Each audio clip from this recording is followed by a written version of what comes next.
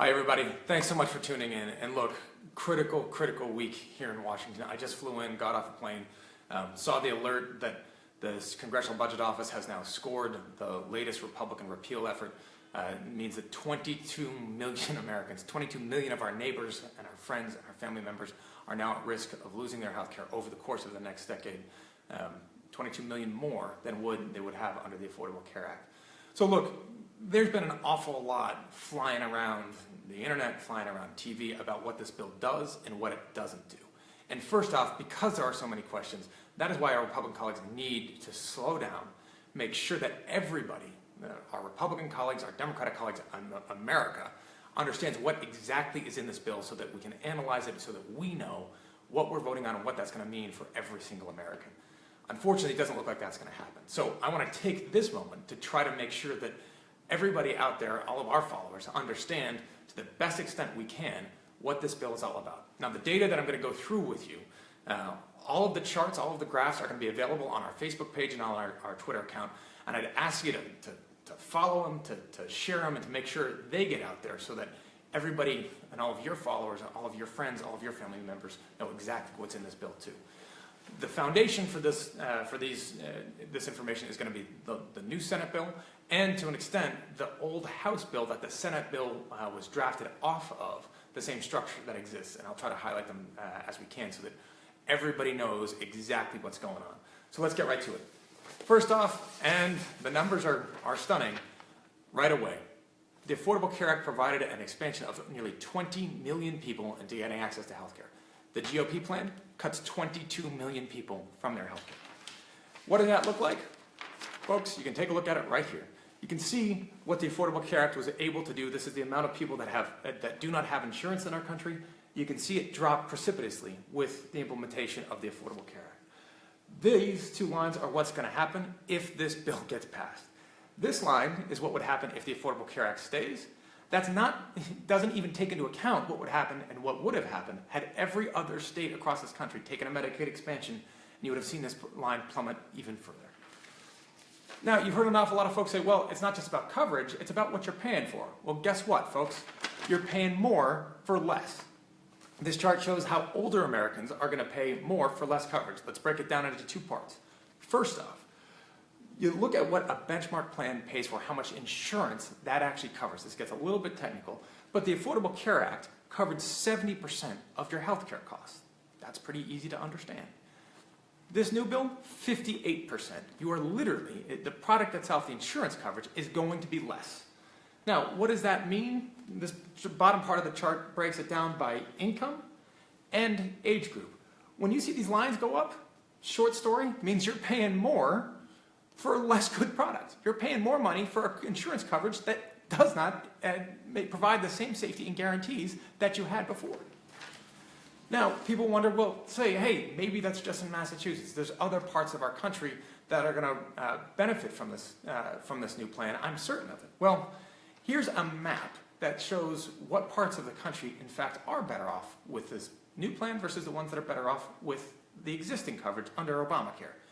The light yellow and pink show the parts that are better off. Dark blue shows the parts that are better off under Obamacare. Here's the graph. There's, I think, two little yellow dots right in here, if you look pretty closely. Other than that, again, the blue shows you where you are better off under Obamacare. I'll let this one speak for itself. This next chart breaks that data down state by state. An increase in 2018 for premiums under the Affordable Care Act. And you know what, folks? It says a 20% premium increase is the average state increase in premiums across our country. That's in Alaska, nearly $2,500. And in states like Massachusetts, you're still at $700. And it goes like this state by state across the nation. This next one is a tough one to swallow.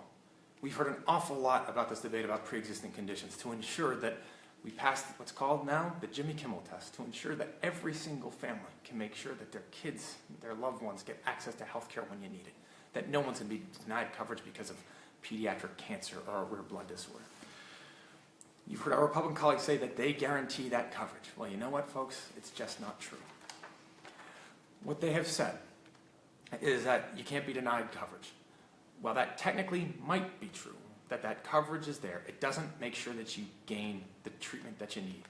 What this chart shows is the cost of coverage riders under the ACA, under the American Health Care Act, the House Republican repeal bill.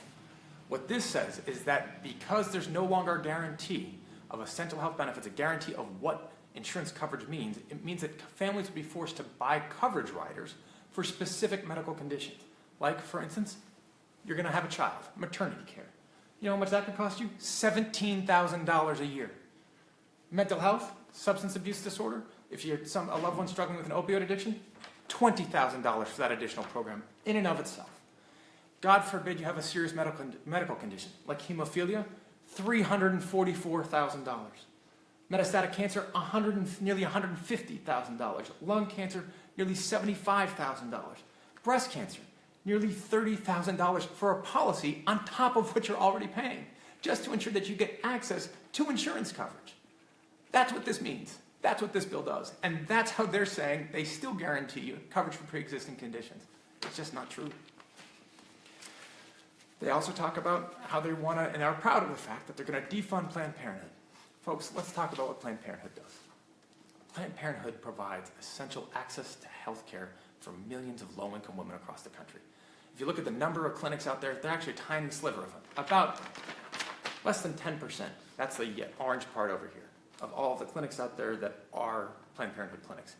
You know the percentage of low-income women they serve? That's this part. Nearly 1/3, 32% of low-income women that are getting access to healthcare get access to a Planned Parenthood clinic. And they want to make sure that these women and their families, they don't get access to healthcare. Next up, we've talked about how this bill and these bills, this Trumpcare repeal effort, targets low-income women, it targets the sick, it targets the frail, it targets those with pre-existing conditions, it targets seniors that are paying more for less. You know who else it targets? Veterans. Ladies and gentlemen, about 1 in 10 veterans across the country gets their health care through Medicaid. An analysis of this bill, the House repeal bill, shows that the net loss in Medicaid coverage by 2026 under this effort, nearly 440,000 veterans can lose their Medicaid under this analysis. That's 11,000 veterans in Alabama. It's nearly 45,000 veterans in Florida. And in Massachusetts, we're talking about nearly 5,500 veterans in my home state, our Commonwealth, that could lose their Medicaid coverage because of this bill. So we're targeting low-income women, we're targeting veterans, we're targeting seniors, we're targeting the elderly. You know who else we're targeting? Kids. Medicaid itself pays for nearly 50% of all the births in this country. It covers nearly 40% of all kids, and it covers nearly 80%, of all poor children in this country. That's what Medicaid does. But it's not just kids, folks. It covers 64% of all people in nursing homes.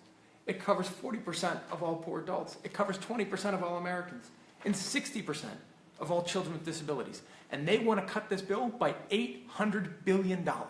$800 billion. And all for what?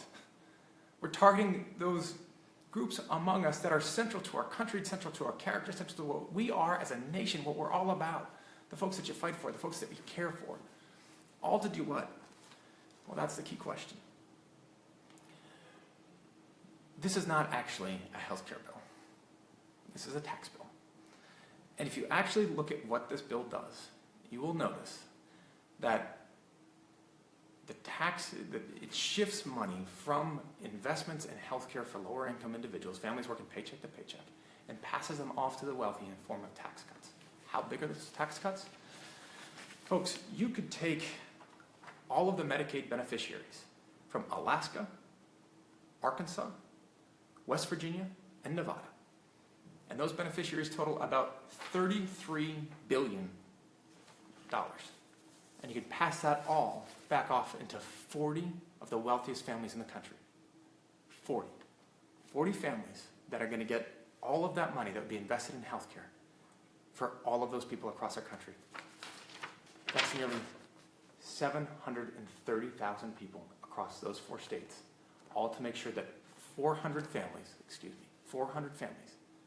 get a $33 billion tax break. That's what this bill does.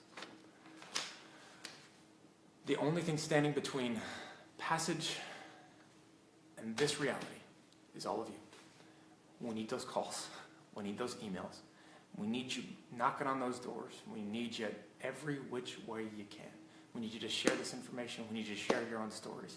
We need you going out and engaging, showing up at your reps and your governors and your state house, showing up at your offices, doing everything that we can to ensure that your representatives are going to listen to you now. People across this country are counting on it. I'm grateful for the time that you spent with us. We'll continue this conversation over the course of the week. We need your help. We're counting on you. Thanks for tuning in, and take a look at those slides on our website.